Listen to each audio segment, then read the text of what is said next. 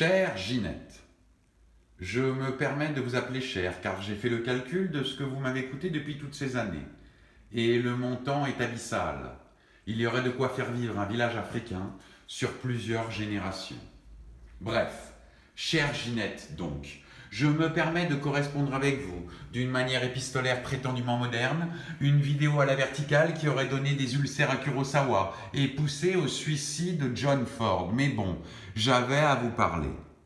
Je suis actuellement seul dans cette villa du Sud que j'ai héritée de mon épouse qui s'est éteinte 3 mois après notre union, vaincue par son cancer des ovaires. D'aucuns diront que je m'étais marié pour son argent, ne comprenant pas que l'on puisse épouser une femme de 87 ans quand on en a 39. Les gens sont médisants, ça va sans dire.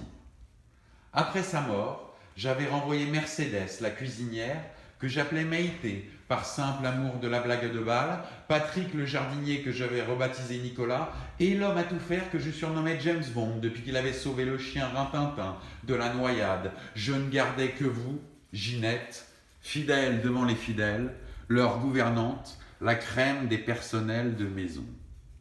Puis, c'est arrivé, le confinement.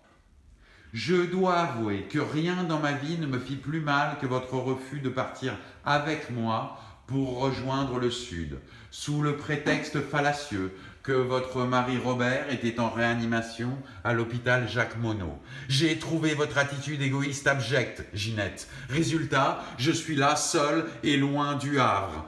Pour vous, c'est simple, Ginette, comme la plupart des gens, avouez-le, vous êtes un peu en vacances dans ce temps de confinement. Mais moi, Ginette, avez-vous pensé à moi ? Impossible de trouver du personnel durant cette période. Vous m'avez mis dans une merde noire, Ginette. Alors, dire que j'ai la rage est un euphémisme. Qui fait les courses ? C'est Bibi. Le repas, les ménages, encore Bibi. Vous que j'avais porté au pinacle et parfois sur la machine à laver quand elle était en marche parce que ça donne plus de sensations. Désormais, vous me dégoûtez, Ginette. Alors oui, je pourrais être beau joueur et vous dire que depuis ma baie vitrée, je pense quotidiennement à l'excursionniste de Renoir, prisonnière du Muma, et je songe au bateau de Dufy qui flotte perdu dans le port du Havre. Mais non ici, Ginette, pas de havre de paix. Seul dans ma piscine remplie de feuilles de mon kourou, je suis comme Sailor sans Lula, le Potemkin sans son cuirassé, la femme de chambre sans son journal.